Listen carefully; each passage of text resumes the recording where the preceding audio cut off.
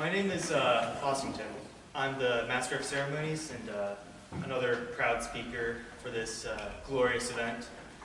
I'm a neo-reactionary YouTube content creator and real-life activist on the side.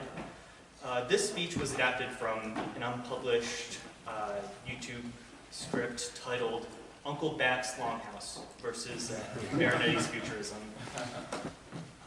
And it goes something like this. In the ruins of American identity, there is a longhouse, a den of dour matriarchs of the global American empire, or the gay, as A calls it. They clip any rose that emerges above the herd. I propose the adoption of the futurist Bronze Age mindset, wedded to the American pioneering tradition. So I'll start this speech with a little quote. I bet a few of you guys could guess where it comes from. I'm not going to do the Slavic accent. A chimp in nature never jerks off, but in captivity he does. What does this mean?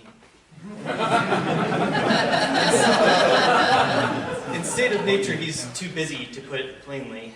He's concerned with mastering space, solving problem of life in and under trees, mastering what tools he can, mastering social relations in the jockeying for power and status. Deprived of this drive to development and self-increase, he devolves to pointless masturbation. In captivity, where he senses he is in own space, and therefore the futility of all of his efforts in all his actions. The onism of modern society is connected to the supposed hypersexualization and its infertility. This famous passage comes from the book Bronze Age Mindset by The Bronze Age Mindset, or BAM, written by Bronze Age Pervert, or BAT. In my most viewed YouTube video, Spandrel's IQ Shredder, I went over the mechanics of IQ shredding cities in a larger new reactionary conversation about post-industrial nations being IQ shredders, and my reaction to Nick Land's accelerationism. IQ shredders are a term coined by the neo-reactionary blogger Spandrel for the phenomenon of urban centers acting as international brain drains that lure international talent into the cities with better job prospects and the promise of a better future for their kids. But the paradox of this is that when third worlders, who in their native country would have many, many children, they come to America, or they come to Singapore, as Spandrel originally said the phenomenon. They come to these cities, and then their fertility drops to, I think in Hong Kong it was like below 1.0, which, you know, if you want to have a replacement birth rate, you have to have 1 or 2.1, but 1.0, it's complete demographic collapse. But the real problem is that intelligence is heritable. And so we're wasting away all of our youth and all of the most intelligent and vital people in this castrated cage of concrete. But a more interesting point is that, proposed by guys like Stephen Pollock and Nick Land, is that the cosmopolitan culture around cities themselves is the IQ shredder. So the general mindset of these cities is sort of castrating feminism. And it's sort of an eternal problem that people like that sort of perennialists and other sort of historical authors write about quite frequently. So IQ shredding cities destroy intelligent genes. The reason for minuscule fertility rates in cities is related to economic incentives, but the anti-natalist social measures. Bronte Herbert calls this mindset the iron cage, but he also has the allegory of the bat longhouse. So I was thinking to myself, how is a man supposed to be virile and alive in a concrete cage? How is broader Western civilization supposed to maintain its spirit when it has genetically and culturally devolved? How does one reconcile the Faustian impulse to embrace technology and the hierarchical futurist sort of passions that we get enthralled by? How do we reconcile this impulse with a deeper yearning for something simpler and more empathetic? You see this coming from sort of more religious folks, more populist types. But in this speech, I would like to lay out the perennial problem of Uncle Bap's Longhouse and provide two divergent aesthetic visions for the American right. One in the form of Filippo Marinetti's futurism, and the other in the form of puritanical hinterland reactions, and then try and form a synthesis of these visions, and then propose a humble strategy for navigating the ruins that can be implemented using the talent that I see in this paragraph. So let's first dissect the problem that Bronze Age Herbert lays out. In BAM, that lays out a sort of communitarian matriarchal overgrowth that prevents its young and virile men from going outside, flexing their muscles, and achieving great deeds of heroism. According to BAP, the modern world is not bad because it's modern. I mean, it's better than some ages in the past. Many parts of the past were bad, if not worse, than our situation. For the same reasons, if you want to see our future, look to Europe as it existed before 1600 BC, or much of the world as it was until recently and still is. The communal life of the Longhouse, with its young men dominated and broken by the old and sclerotic matriarchs, the blob and yeast mode of human life, overtaking and subjecting all higher aspirations. Aztec, quote-unquote, cities with 20 morons sleeping and eating off the floor, demagogued in masses by bloodthirsty priests with dead eyes. The problem of modern man is not that he is modern, it's that he's not a man.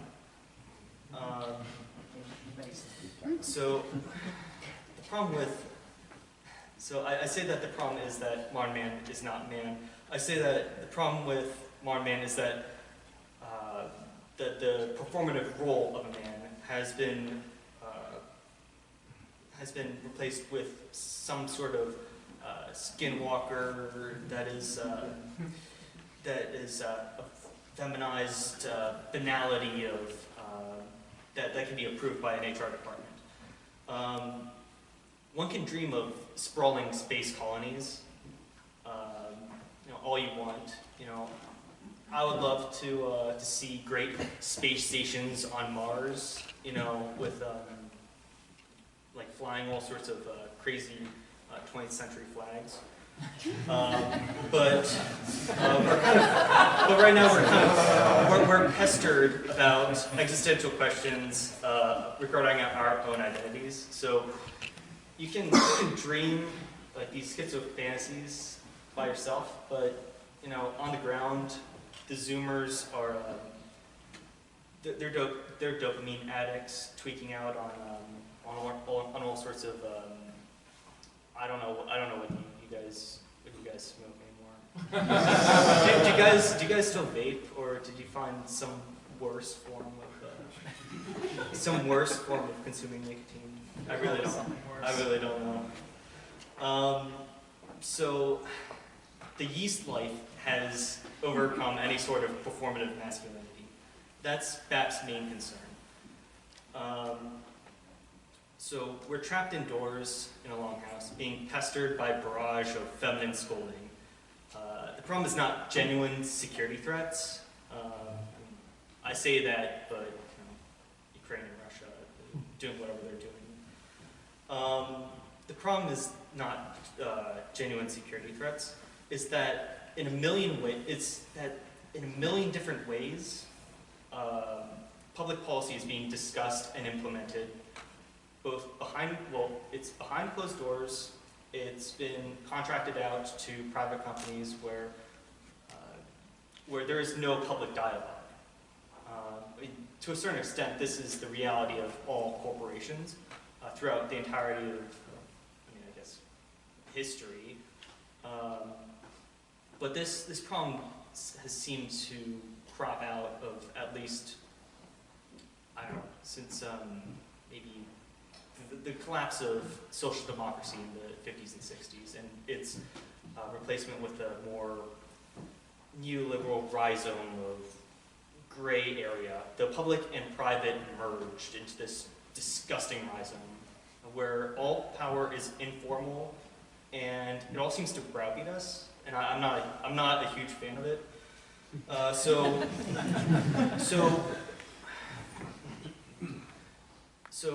the dominant political mood is one of cynicism, devoid of real responsibility towards a higher purpose. I see this quite often with some of my Zoomer high school friends. Like, I go back to my hometown, and these guys that I used to admire back in high school are now these sort of schlubby CBD merchants with no real aspirations. I think to myself, is there any way we can actually fix these deracinated souls? They don't believe in anything really. They don't believe in Christ. They don't believe in the state.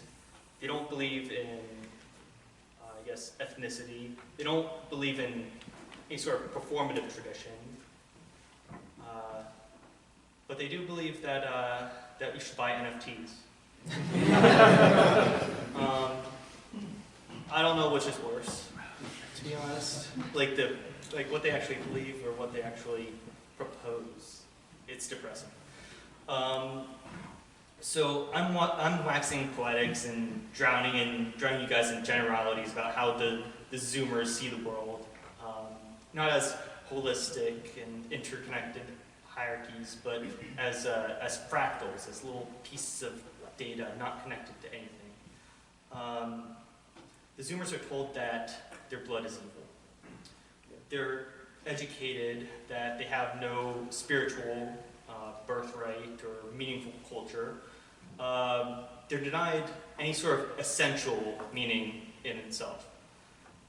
They're essentially house cats in a condescending longhouse of feminism, and I guess it's kind of socialism, but socialism at least has masses of proletarian armies that move like great tides. But no, we don't even have that. Like Margaret Thatcher compared society to a sack of potatoes, but we don't really, the potatoes aren't even really housed in anything, so they're just potatoes.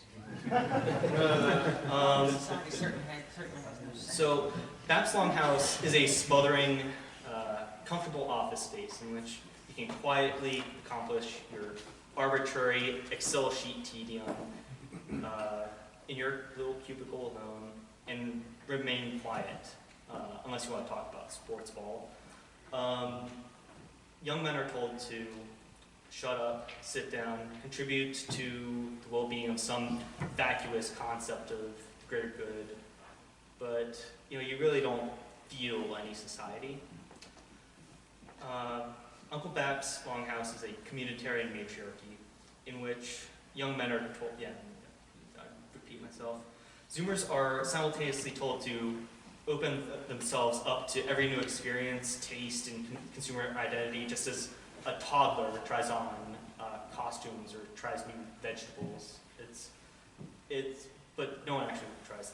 No little kid wants to try vegetables, so they just don't. They end up just eating garbage. I return once again to my old high school classmates. We don't need costumes. We don't really need data. We don't need televised trash. We don't need more options.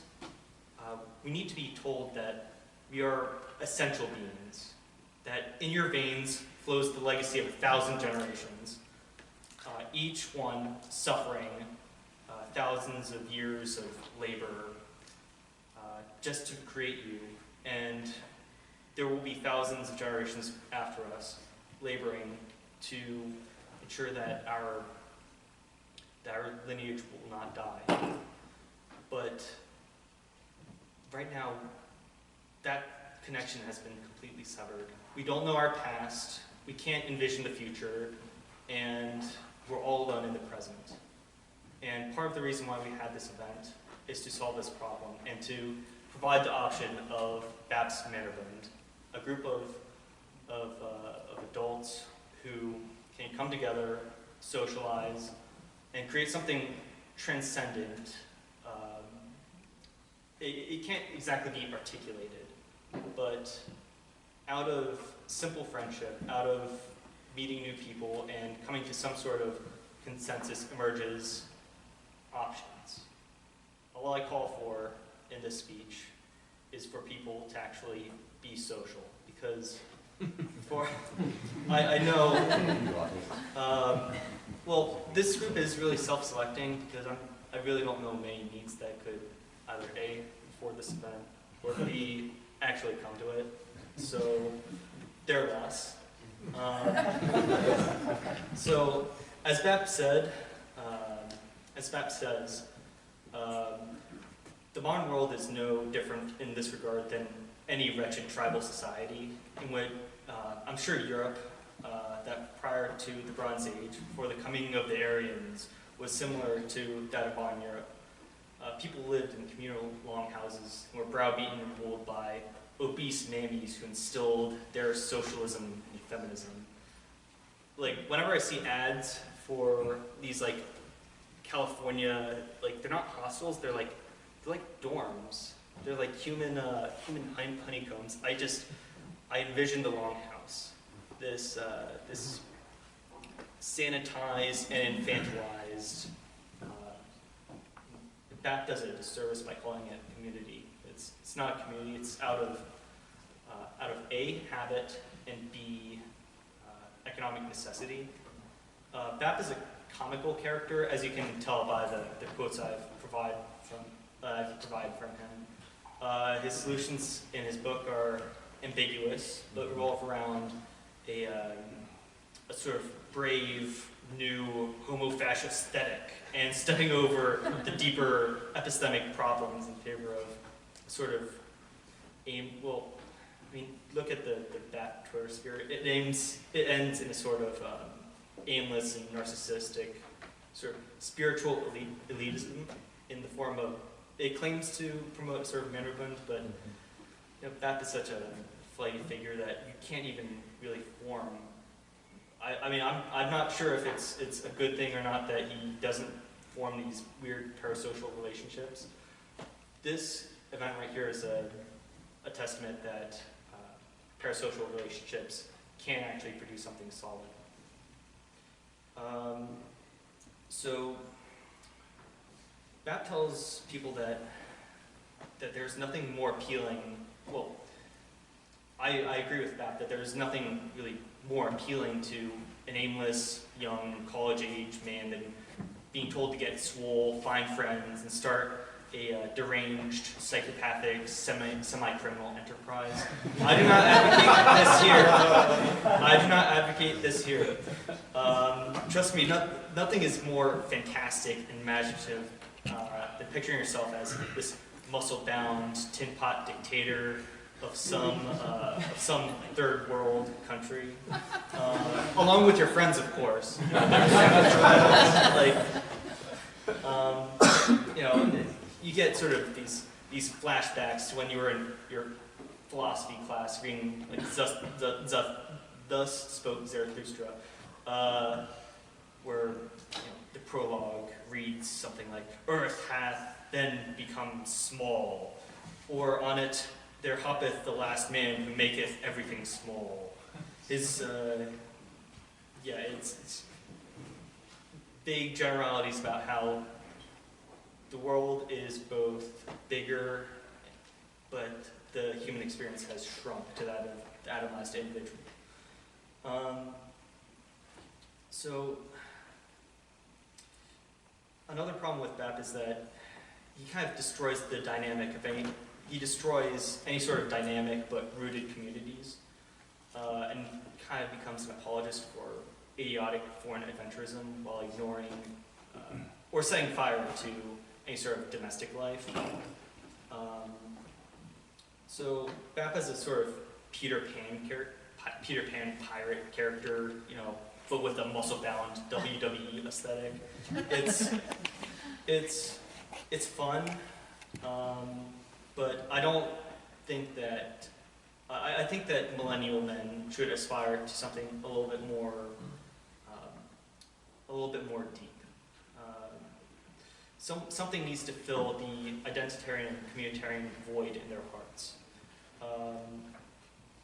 So I already went over the story of my peers. They have no faith, they have no community. They're not really politically engaged beyond screaming at anons on Twitter. Like, show of hands, like, how many of you have actually sat down and gone to a town hall meeting or some sort of planning commission meeting? Okay, we're actually in good company, but we can boost those numbers. So, in order to find this sort of stable structure, we have to react to certain technological phenomenon that are imposed on us just by virtue of being in a very modern economy. You know, we have, yeah. So I'm talking about giving the Zoomers meaning in a healthy, organic, religious, and economic hierarchy. The Zoomers have inherited technology, and a stable suburban life, but they're insane, kind of sterile. In the American context, I see political solutions coming from two different forms. One, a leveling anti-urban populist puritanism, and two, a techno-futurist elitism.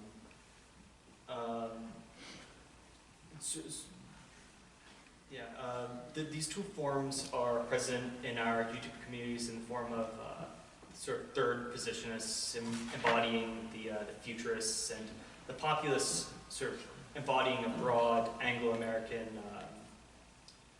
I guess we could call them sort of big tent populists.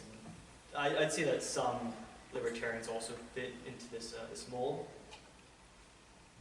So, my first option: is there a way for a modern man to harness the power of his technology and give essential being, give essence to his being, and, like as Zarathustra says, give birth to a star?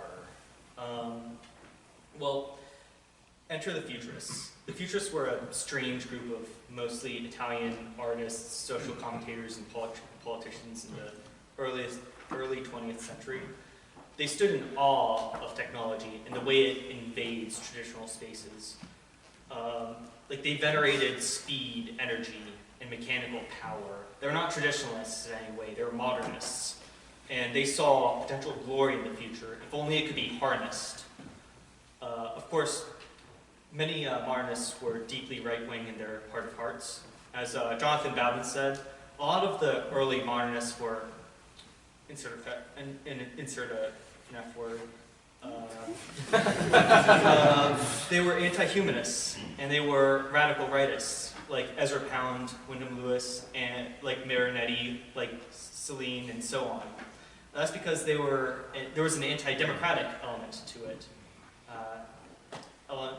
Anti-democratic element to it because of course modernism is a bohemian attack upon the sensibility of the majority. It loathes what I can't do it without an accent, and I will embarrass myself if I even try. Modernism was a bohemian attack upon the sensibility of the majority. It loathes what ordinary people think about art, so they wish to destroy what they want and impose what intellectuals want. And it is a sort of vanguard hostility to the born majority. Well, Bowden's philosophy is fire, and Bowden wished to clear them out, so to speak. But that is also the essence of futurism, to clear them out and stand tall in the ruins, and build upon the ruins with these gigantic, metal, rigid symbols of power. The main proponent of futurism was a man named Filippo Marinetti. I discovered Marinetti while I was on a shameful history binge. I became enraptured by Marinetti as I listened to his manifesto while intoxicated and half conscious. But in that moment, everything seemed clear. He describes old rustic Italy wallowing in its swamps and in its tradition, while the rest of Europe embraces steam and power and technology. If kindling builds up in a forest, you can't really be surprised when a fire burns the forest down. You have to innovate, and you have to be dynamic, I think, is the ultimate reaction of the futurists. But they didn't want the machine to replace man. They wanted man to imbue his spirit into technology and into the actual structures, that economic and political structures that they prop up. Marinetti saw a sort of organic Fordist order and prosperity, but he also incorporated in his art Dadaist forms of playful subversion. The futurists want to grab a ton of dynamite and demolish, he says it explicitly, demolish museums, libraries, academies, so-called, he says cemeteries are wasted effort. So his point is, what is a culture if it is not alive? If a high culture is a museum, it's not alive. Culture is dynamic, not catatonic. So while I was intoxicated, a few tenets of the Futurist Manifesto really popped out to me. So I want you to ask yourself, is this the cure for Uncle Ted's Longhouse? I'm sorry, Uncle Bab's Longhouse. I'll get to Uncle Ted later. And would Bab approve of what is being said? So Marinetti declares that the splendor of this world has been enriched by a new beauty, the beauty of speed. A racing automobile with its bonnet adorned with great tubes like serpents with explosive breath. A roaring motor car which seems to run on machine gun fire is more beautiful than the victory of, can't pronounce that. Beauty only exists in struggle. There is no masterpiece that is not an aggressive character. Poetry must be a violent assault on the forces of the unknown. Force them to bow before man. So on, so on. Time and space die today. We are already living in the absolute, since we have already created eternal, omnipresent speed. The next sentence is a little out there. I do not endorse. We want to glorify war, the only cure for the world. militarism, patriotism, and the destructive gesture of the anarchists, the beautiful dreams which kill, and contempt for women. We want to demolish museums and libraries, fight immorality, feminism, and all opportunist and utilitarian cowardice. Nice thing. So I get chills reading these. The anti-humanism just drips off the page. The enemy of the futurist is the status quo. The slovenly, cynical NEET that reads Uncle Ted's manifesto from their parents' basement, or in an unimaginative, generic, center-left or center-right, liberal or conservative, that passively consumes a museum in all of its splendor and feels nothing. And even worse than feeling nothing, has no context to actually view it. So I also get hints of Nick Land's work when I read the Futurist Manifesto. Land's philosophical work describes the feedback loops built into the logic of capitalism, which mechanically give birth to a Lovecraftian nightmare of post-singularity, post-industrial social Darwinism, beyond the judgment of God meltdown. God is dead, but the people and their technology is still quite alive. These futurists want to worship trains, planes, and automobiles, destroy comfort, embrace thrusting pistons of technology. Factories are industrial armies, and those armies do not metaphysically serve the market. They are their own animal, meant to be physically built up and improved, not hollowed out. Unfortunately, today, big data and government and NGO work that contributes to the formation of public policy, it serves no purpose than its own proliferation. What does technology do when it does not when it's not bound by some sort of essence or spirit? You end up with the overgrowth that we see today. You end up in the longhouse. Well, it's more of a fully automated luxury longhouse, but it's still absolutely insufferable. The problem is that aristocrats have always managed their national estates as if they were playing SimCity IRL. Although in the past they did so with less statistics and with a dirty, visceral, less mechanic connection to the power processes that hold societies together. But the thing is, instead of coming from instead of our aristocrats coming from any place, they're interchangeable. They're mercenaries, and they're mercenaries that serve a certain decentralized and aimless process. The problem is that instead of trusting your neighbors and kin and distrusting outsiders, our Western governments seem to actively resent their founding stock and venerate the outsider. Instead of letting nations sink into the muddiness of doubt, pessimism, and impotence, the futurists believe that nations must struggle. People must struggle and struggle together.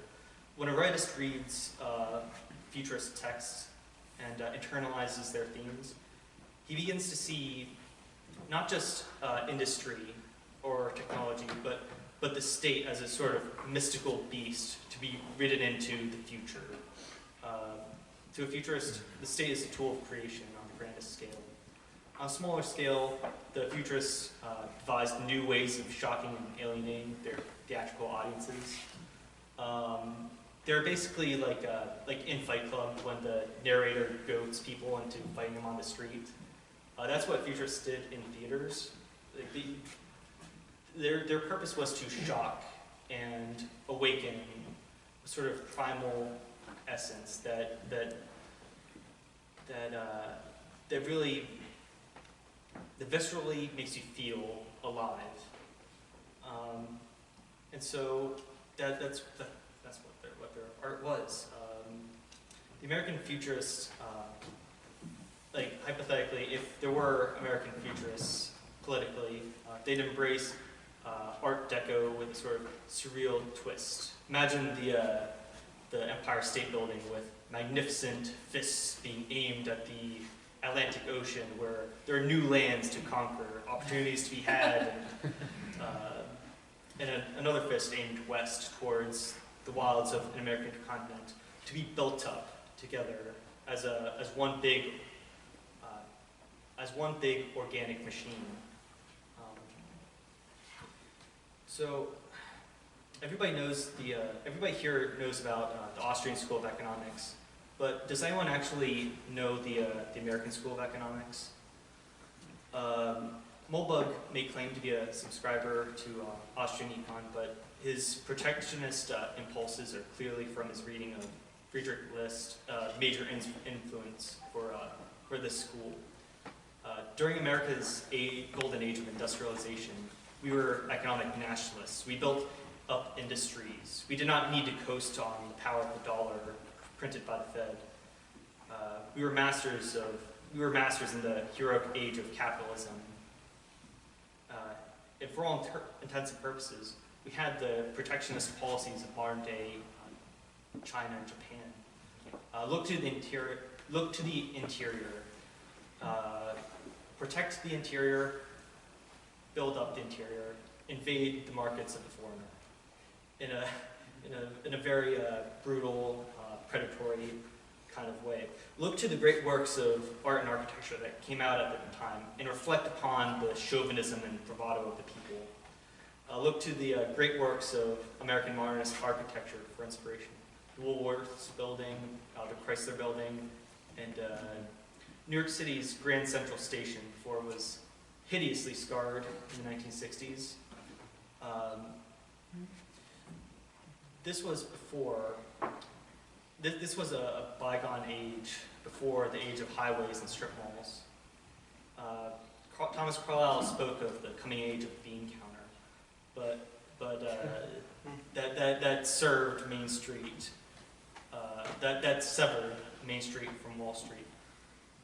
When C.S. Lewis reflects on the inhumanity of men without chests in his book, Abolition Man, he speculates that the future is automated by procedural, robot-like men operating machines. The futurist says that the machines must be conscious and operated by educated and authentic men with real essences, not deracinated Zoomers.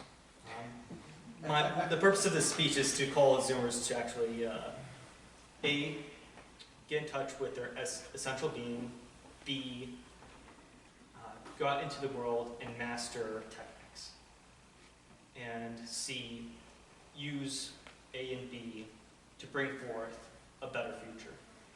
Unfortunately, it's obvious in hindsight that the modernist project went too far. The problem with elitist futurists in particular is that when it's articulated by outsider political commentators, it either never exoterically materializes anything, or it devolves into navel-gazing obscurantism and psychopathy. So, if the state of play actually demands that politics be fought with spreadsheets, then by God, someone needs to fight them. Unfortunately, wallowing in sort of traditionalism and saying go back to Amish does not actually solve this problem. The answer is not to channel Uncle Ted. The answer is not to destroy technology, but to actually master it. However, there's a certain impulse from rural America to do the complete, to revolt against the modern world, so to speak, to revolt against the gay, This sort of Puritan, I wouldn't say it's Puritanism, but it's a sort of big tent evangelical revivalism. This is a sort of eternal American, or it's a perennial American political formula created by movements that exit from decadent and spiritually bereft cities, and then an organized backlash against the cities. The American tradition with the capital T is not compatible with futurism necessarily. The American tradition is a low church, low church, Protestant, informal, unplanned, and bucolic society. Americans are not continentals. We're not German idealists. We are glorified land developers and yeoman farmers. We're not serfs. And part of the rejection of the American rejection of Fordism is that we are not serfs in a factory. We're a little bit more. We're too rebellious for that. The tragedy is that even when plebs do channel their energy into a popular cause or candidate, it turns into a grifting clown car.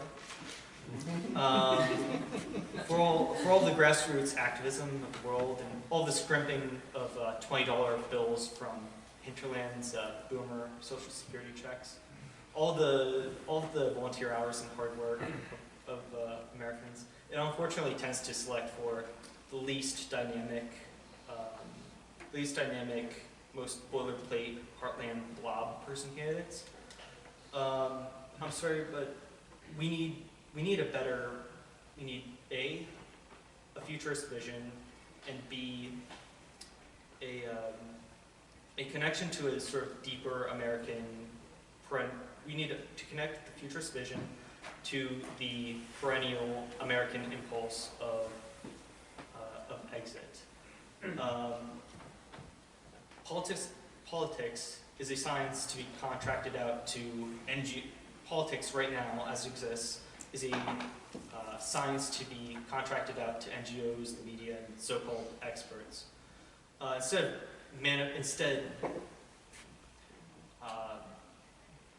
Instead, ideally, we should manifest sovereignty and power into a strong, incompetent state instead of contracting it out.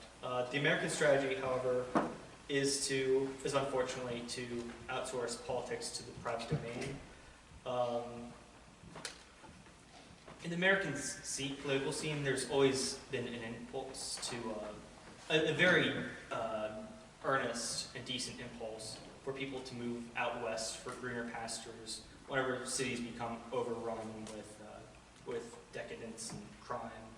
In Nick Land's essay, The Dark Enlightenment, he speaks of the virtues of hard revealed economic preference. When an urban neighborhood rots away, nice folks flee to the suburbs, where there's a high barrier to entry. This is called exit. Part of the problem and ingenuity of the American Anglo tradition is that people choose where to live, what to believe, and what to invest in. This keeps communities dynamic and economically and spiritually alive because, as we're seeing, the spiritless, the atheists, the deracinated, they don't actually have children.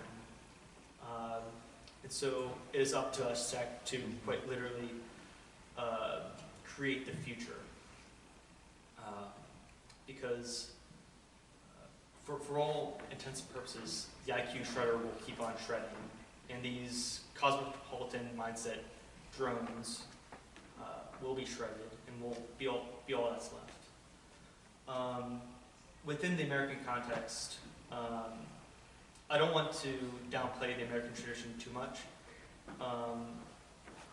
He's a pioneer. All of you have probably seen the cartoons of the Disney animated short on Johnny Appleseed. He's a selfless, devout pioneer. He's a friend of man, beast, and cuddly animals. He tames the wild western frontiers of Ohio by by selflessly planting orchards. No. The real Johnny Appleseed, he was indeed a devout man, and he did tame the frontier by planting apple orchards and evangelizing. But he set up these orchards on behalf of pioneers in exchange for shares in future profits. Johnny Appleseed and the pioneer ethos is the ethos of a land developer. But one with a good heart. We are a nation of pioneers and plucky backwoods dynamic innovators. We're not wacky modernists. Our collective personality is much more subtle and informal. The turn of the century American nationalists were urban pioneers. I mean, how dare I invoke the smelly European ideology of Italian futurism while speaking about the future of America? The goal of me. My point is that we need to dream of a populist pioneer futurism, fully automated luxury gun shows. I went to the largest gun show in the U.S. a few weeks ago, and let me tell you, it's a proper Americana WASP stronghold. I want to keep these alive and dynamic. American theology is not high church. Sorry, Catholic integralists and orthopros, but us WASPs are frankly not into swarthy popery.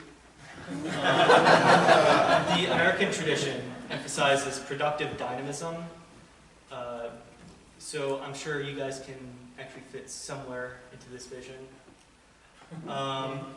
Any policy or strategy that we assert must draw upon American historical precedent.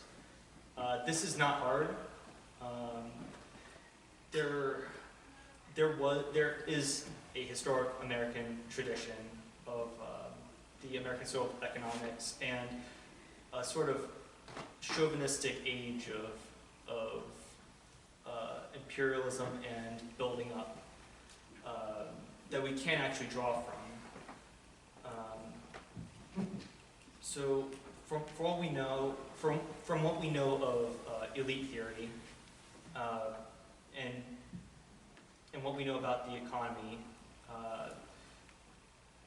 is managed on BlackRock servers, computing risk management, and progressive forces are kneecapping the energy sector for the goal of creating a more sustainable future. I've seen firsthand that these sort of risk management activists they'll prop up these zombie diversity and sustainability companies in an attempt to create a cargo cult gig economy. I propose that we envision an alternative, a coherent alternative in the American school. This Hamiltonian school, I can hear the libertarians in the audience groan, is about creating a industrial backbone. The rest of the economy does not need. The American economy does not need to coast off of the strength of the U.S. dollar being the reserve currency of the world. We need to actually build back the Rust Belt. We need to cease rusting. We need to actually become futurists, but we need to also embrace our pioneering ancestors. If and when the dollar falls, we need to be able to fall back on real physical industries. Sorry, Southern agrarians. The agricultural sector is subsidized to hell. And agrarianism just is not going to cut it unless we want to talk about, say, breaking up the billion-acre Bill Gates farming estates. I mean, in one of Mulbug's best articles, Sam Altman is not a blithering idiot. He talks about draining the urban centers of these soulless dregs and planting them back into rural communities on sort of artisanal farms, bringing back small-scale farming while while cutting back on, I mean, just driving up here, I saw field after field, it's corn, soy, soy, cornfield, maybe something different, but we need to get back to it. It's, agriculture as it is today is just it's not good. It's not healthy to only plant corn and soy. It's not good for our stomachs either. But Moldbug's vision, it's really a Silicon Valley urbanite's view of agriculture, but his point is that there are armies of unproductive weeds that need to be given purpose and a place in the American economy. And there's nothing more life-affirming than touching grass and returning it through the land and virtue. It's not even really un-American to push millions of people into one direction the way China is today. I mean, something happened in the 1950s to build up the suburbs, quite similar. What someone like Moldbug's vision, the implementation of someone like Moldbug's vision, something like Moldbug's vision would look like returning to rural, but in a much healthier way. It is not healthy to have only corn and soy fields. What should be, I saw a stat a little while ago on Twitter where if only 10% of Americans had a quarter-acre vegetable farm and 20 chickens, that would essentially wipe out all the need for all foreign imports of agricultural products. And I think a whole lot more people would actually feel a sort of visceral attachment to the products that they consume. The problem with consumerism is that you have no authentic connection to anything.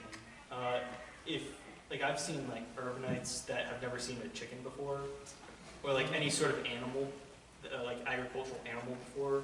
If all you have for reference is the products that you consume, it's the Bugman phenomenon. I tell you, it's devoid. It's a void.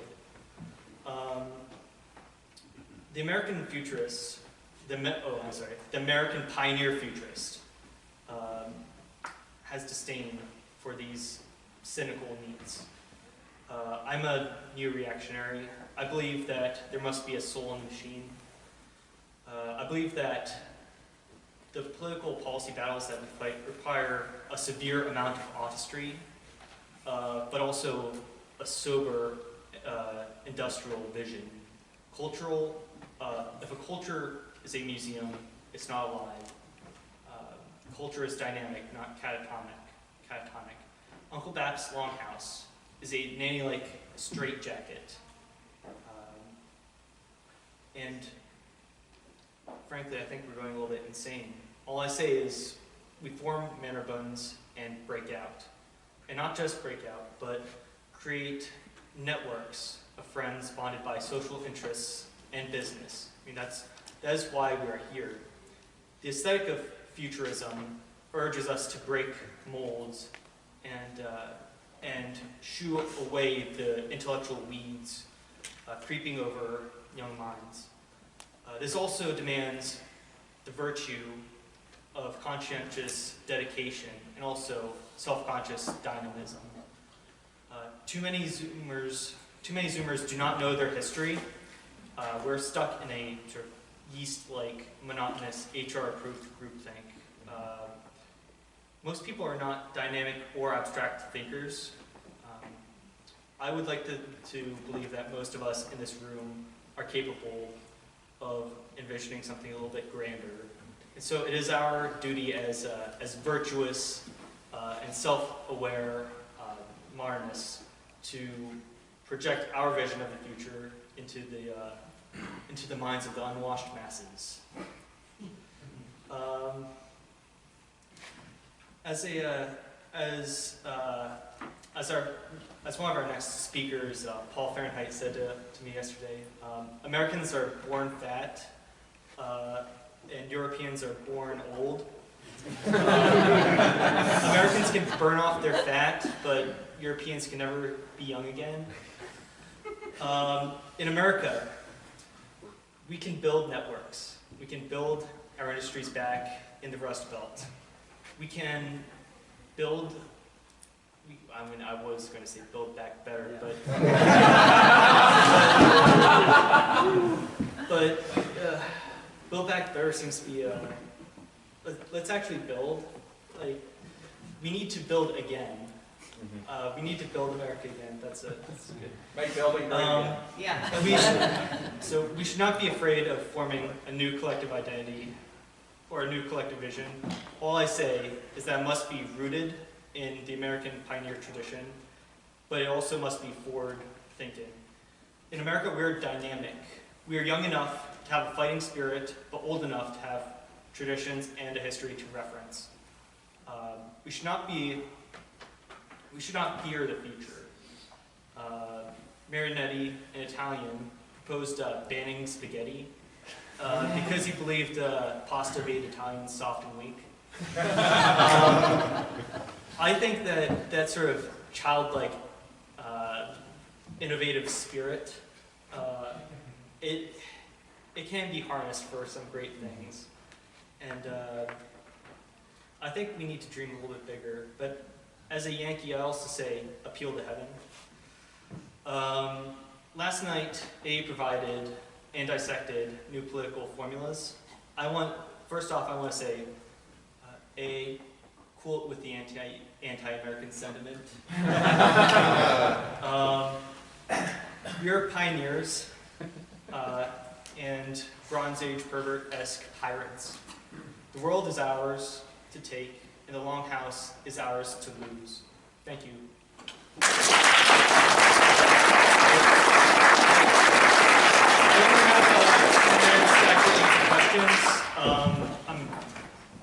Okay.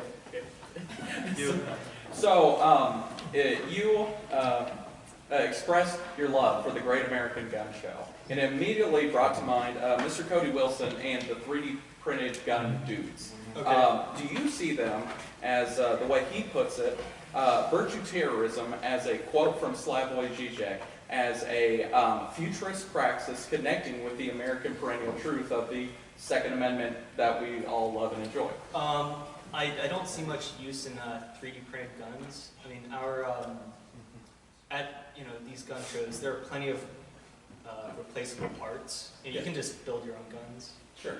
But do you see it as a good praxis, like a good model to emulate, maybe, like that same style and aesthetic? I like the enthusiasm. Yeah. Next question, Dave. So the image I really loved in your talk, good talk by the way, was the image of man pouring his essence into the machine, and that behind any kind of simulacrum or mechanism there has to be a soul. And at risk of being lynched right now, what I immediately thought of was like anime with like the guys in samurai suits, right? Because that replicates the idea of masculine combat behind a veneer of technology. But I mean, aside from 3D printed guns, as the previous question pulled on, what else do you think is a situation where you might see a very human essence inhabiting a technological exterior? I mean, the futurists embrace something like Fordism. I mean, I don't want to go down some Fordist rabbit holes, but nowadays,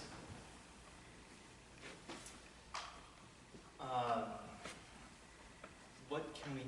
Is the question asking what are the practical forms of organization that can be? What is the collective futurist, or what are potential futurist projects that we can embark on today? Is that what you're asking? Well, I don't know. I was just thinking of, what you, maybe this is a little too on the nose, but what you see as technology where we use it and kind of it enhances our humanness, or our humanness is inhabited by it. And I'm thinking something like a violin, or the technology that kind of detracts from our humanness, like pornography and video games, in my opinion? This is mostly an aesthetic question. So, in terms of architecture, these sort of modernist, futurist buildings are on a much more human scale.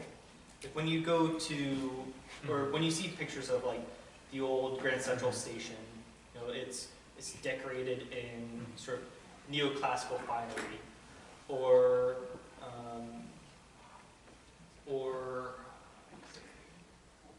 I mean, the gun show itself, there are some brilliant innovations going on in the firearms market.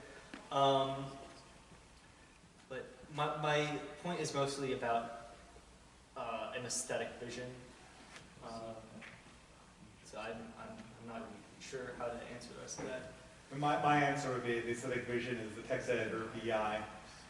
That's the height of technology and humanity meeting. All right, next question. Turn up. Yeah, so you were drawing upon the American School of Economics there quite a lot of it. Do you have a solution to make sure that the protected class doesn't section themselves off from the rest of the country and then march and burn it down over a course of about 20 years or so? I'd say that's already happening. So do you have a solution to keep your American system while making sure that this doesn't keep happening? Clear them out. All right. You over there? So it's the futurists. I don't know much about them, but so they saw this ever expansion in technology as a means to further their culture, right? It's not the myth of progress, which it ultimately seems what that's almost the backdrop to everything technological, and so there has to be some kind of foundation or something, because building, like what they're doing with Build Back Better is literally that, just without any soul, right? And so how do you put a soul into that? The point of the futurists in their connection to being essentialists is that faith without works is what's the quote? Like faith without works is dead. Yeah. So technology without connection to, I guess, the actual technology without connection to the user is alienating. Okay. So, well, like an early industrial age America, it was the most rejuvenating. Where it brought us to some sense. So what I'd say is that you see the International School of Architecture. There are these weird, like blob-like buildings created by nerds with algorithms. Yeah. The futurists resurrects the past and then imbues it with new technology and new technology, new forms of materials, and new innovations in production. So if there's no harkening back to something older, then the lineage is broken and it becomes this invasive thing. I think that answers the question. You over there? Yes. What other resources could we draw on to get like an idea of your vision? So like if we wanted to like go to town council meetings and just like advocate for like human scale building or some other visions of beauty. So the problem is that, okay, so I have a little bit of experience with town councils, and I have a little bit of hatred for urban planners. I absolutely hate urban planners. So if you go to a town council as a proper pioneer futurist, I would say that you need to reject most, a sort of planning commission must resist the invasion of other international conglomerates setting up shop, or try and resist the chains as much as possible. whatever is being built up in your community must be integrated, but it cannot be gay. Simple as. Next question. Let's see, you in the back. You're yeah? So you talked a lot, or you talked about how the sort of Bronze Age pirate mindset isn't necessarily what to go for, and in general, I see a lot of people here talking about how they more or less want to live in the Shire, like they want to have a family, move out of the city, have 10 kids, and start a cult. So I would say that that is talking more to a certain type of person, and that not everybody is set up for being a hobbit and living that simple life, which is worth celebrating. But there are some people who might have to, who in their spirit more need the sort of call to adventure and to have that sort of pirate life.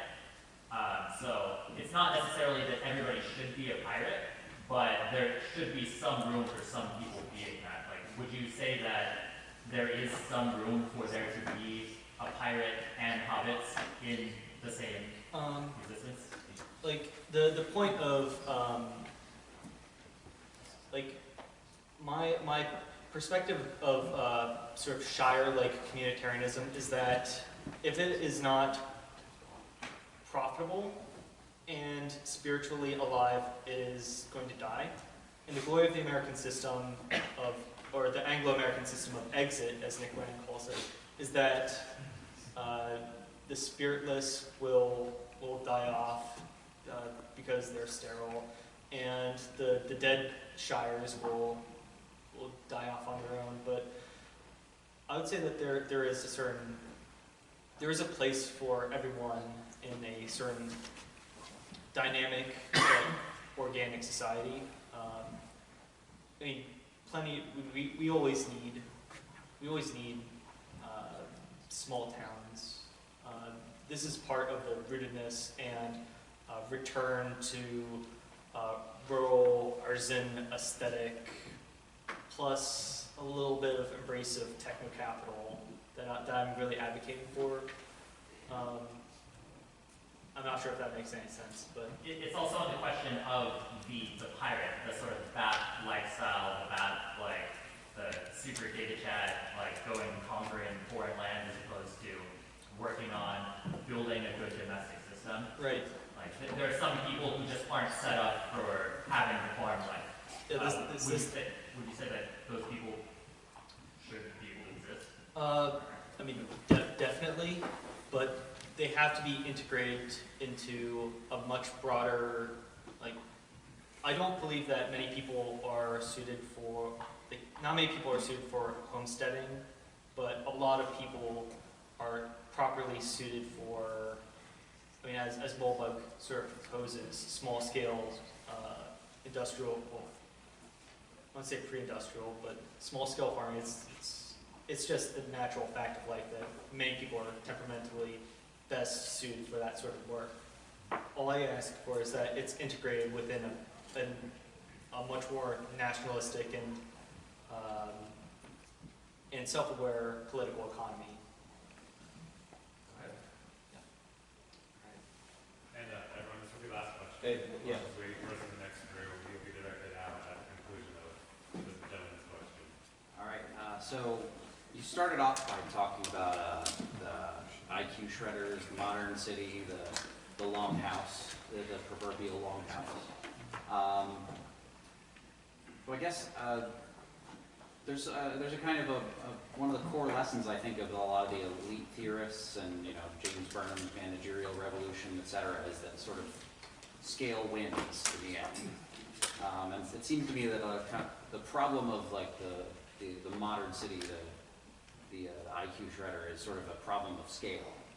So I guess the question I have is, do you think there's a way to create and manage scale in a way that sort of doesn't end up creating this, concrete cage, the longhouse Right. where the bugmen turn into yeast life and I would say that that highways and their consequences were a disaster for urban living. I'd say that this is a question of urban planning and designing better communities. I mean, plenty of people, I have in mind specifically E. Michael Jones, lament the breakup of inner city ethnic enclaves that were broken up for like due to certain political litigation against them, but also the emergence of a certain type of modern urban planning and plus highways. The question is, how do we actually design a better city that does not devolve into Bugman World? I mean, it's a very big question. There are a few different things you can do. Like I'd say that Paris was sort of the best designed sort of. I wouldn't say Paris was like the best designed modernist city, right? It had a certain low-level scale that was dense enough to be a city, way dense enough to be considered a city, but it also had its own unique flair. This is a difficult technical question, but it is possible, and a lot of Europeans figured out the proper formula. So I guess I'm out of time. So clear them out.